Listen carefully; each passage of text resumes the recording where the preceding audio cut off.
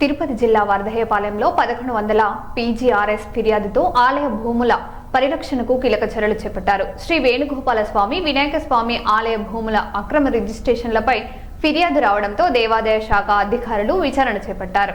Registration రద్దు చేయడంతో పాటు రెవెన్యూ రికార్డుల్లో ఆలయ భూములుగా నమోదు చేసి మ్యూటేషన్ పూర్తి చేయాలని అధికారులను ఆదేశించారు. అందరికీ నమస్కారం. నా పేరు బుద్ధి త్యాగరాజు, దేవాంగ అభ్యుదయ సేవా సంఘం అధ్యక్షులు. నేను కౌన్సిల్ ఫర్ సిటిజన్ రైట్స్ స్ఫూర్తితో వరదయ్యపాలెంలోని శ్రీ వేణుగోపాల స్వామి, వినాయక స్వామి ఆలయానికి సంబంధించిన భూముల విషయం మీద ఆంధ్రప్రదేశ్ ప్రభుత్వం ప్రతిష్టాత్మకంగా నిర్వహిస్తున్న పీజీఆర్ఎస్ ప్రజా సమస్యల పరిష్కార వేదికకు 1100 నెంబర్కు ఫోన్ చేసి ఫిర్యాదు చేయడమైంది. దేవాలయ భూముల్ని కొందరు రికార్డులు మార్చి విక్రయించడానికి సిద్ధం చేశారని, దీని మీద సంబంధిత దేవాదాయ శాఖ అధికారులు క్షేత్రస్థాయిలో విచారణ జరిపి ఆలయ భూముల్ని కాపాడాలని నేను కోరడం జరిగింది. అందులో భాగంగా సర్వే నెంబర్ 72లో దానికి సంబంధించిన కొన్ని వివరాలను కూడా నేను ఆర్టీఐ ద్వారా స్థానిక తహసీల్దార్ కార్యాలయం నుండి పొందడం జరిగింది. ఇవన్నీ గ్రహించిన తర్వాత నాకు అనిపించింది, ఖచ్చితంగా ఇది దేవుడు భూమి అనేది నా మనసుకు వచ్చి ఈ విషయాలన్నింటినీ కూడా నేను మళ్ళా జిల్లా దేవాదాయ శాఖ అధికారి దృష్టికి తీసుకెళ్ళడం జరిగింది. వారు రికార్డులన్నీ పరిశీలించి ఇవి దేవాలయ భూములుగా గుర్తించి అక్కడి నుంచి వరదయ్యపాలెం తహసీల్దార్ గారికి ఈ భూముల్ని మ్యూటేషన్ చేయమని దేవాలయం పేరు మీద వాళ్ళకి ఆదేశాలు జారీ చేసినట్టు నాకు తెలిపారు.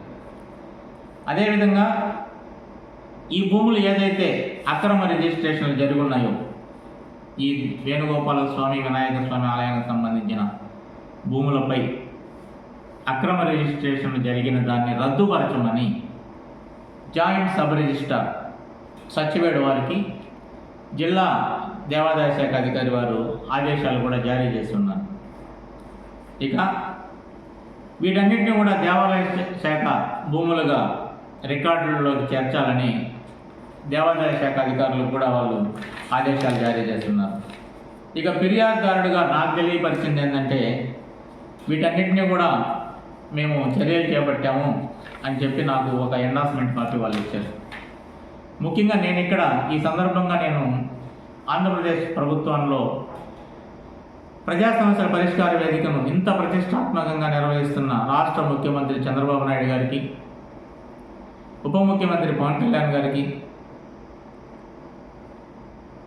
హెచ్ఆర్డి మంత్రి నారా లోకేష్ గారికి, ఇంకా బీజేపీ రాష్ట్ర అధ్యక్షులు మాధవ్ గారికి, దేవాదాయ శాఖ మంత్రి శ్రీ ఆనం రామనారాయణ రెడ్డి గారికి కూడా నేను హృదయపూర్వక ధన్యవాదాలు ఈ సందర్భంగా తెలుపుకుంటున్నాను. ఎందుకంటే ఒక సామాన్యుడు ఒక ఆక్రమణ కానీ, ఒక తనకి న్యాయం జరగాలని చిన్న ఫోన్ నుండి చేసిన ఒకే ఒక ఫోన్ కాల్తో ఇవాళ ఎంత పెద్ద పరిష్కారం జరిగింది అంటే, రాష్ట్ర ప్రభుత్వం పనితీరు ఏ విధంగా ఉందనేది మనమందరం ఇక్కడ అర్థం చేసుకోవాలి. ఇంత చక్కని పనితీరును అందిస్తున్న రాష్ట్ర ప్రభుత్వానికి నేను మరోసారి హృదయపూర్వక ధన్యవాదాలు తెలియజేసుకుంటున్నాను. అదేవిధంగా ఎవరైతే ఈ రికార్డుల ట్యాంపరింగ్కి పాల్పడ్డారో, ఎవరైతే ఈ ఆక్రమణలకి ఇతర సక్రమమైన దారిని కాకుండా వ్యతిరేక ధోరణిలో ప్రవర్తించి వీటినన్నింటినీ మార్పులు చేశారో వారి మీద తప్పకుండా క్రిమినల్ చర్యలు కూడా చేపట్టాలని నేను హృదయపూర్వకంగా ప్రభుత్వాన్ని కోరుకుంటా ఉన్నాను. ఇందుకు నేను కూడా అనేక రకంగా కొన్ని మానసిక క్షోభలను కూడా అనుభవించడం జరిగింది. ఇవాళ ఈ ప్రెస్ మీట్ పెట్టడానికి కూడా అదొక ప్రధాన కారణం. ఎందుకంటే ఏదన్నా ఉంటే నాతో మాట్లాడాలి, ఏదన్నా ఉంటే నన్ను బెదిరించాలి, అంతేగాని నా ద్వారా నా కుటుంబ సభ్యులు కానీ నా రక్త సంబంధికులను కానీ ఇబ్బందులకు గురి చేస్తే మాత్రం తప్పకుండా దానికి తగిన బుద్ధి దేవుడు చెప్తాడు వీళ్ళకంతా. ఎందుకంటే ఇది నాకు సంబంధించింది కాదు. చిన్నప్పటి నుంచి కూడా ఆ దారిలో వెళ్తూ ఉదయము సాయంత్రము ఆ వేణుగోపాల స్వామికి నమస్కారం చేసుకుంటూ వెళ్ళిన చేతులు ఇవి.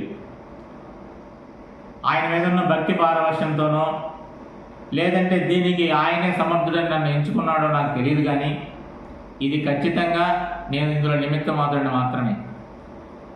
ఆ వేణుగోపాల స్వామి వినాయక స్వామి నా చేత ఒక కంప్లైంట్ పెట్టించడం, తరువాత దానికి ఒక పరిష్కారం ప్రభుత్వం ఈ విధంగా చూపడం కూడా నిజంగా నాకు ఒక ఆశ్చర్యం వేస్తూ ఉంది.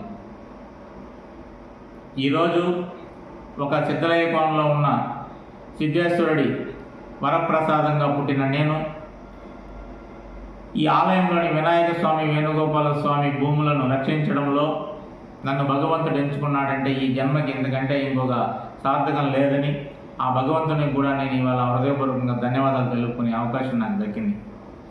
ఇలాంటివి ఇంకా కూడా కొన్ని దృష్టికి వస్తూ ఉన్నాయి.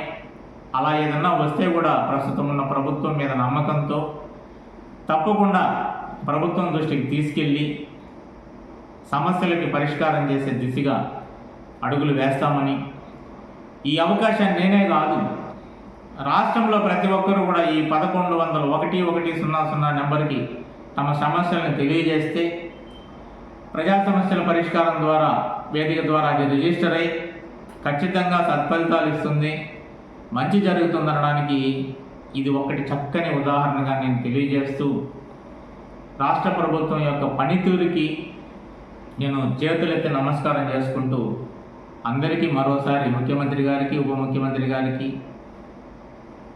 హెచ్ఆర్డీ మంత్రి గారికి, దేవాదాయ శాఖ మంత్రి గారికి, ఇతర దేవాదాయ శాఖ అధికారులకు అందరికీ కూడా నేను హృదయపూర్వకంగా నమస్కారాలు తెలియజేసుకుంటూ సెలవు తీసుకుంటున్నాను. జై హింద్, జై భారత్.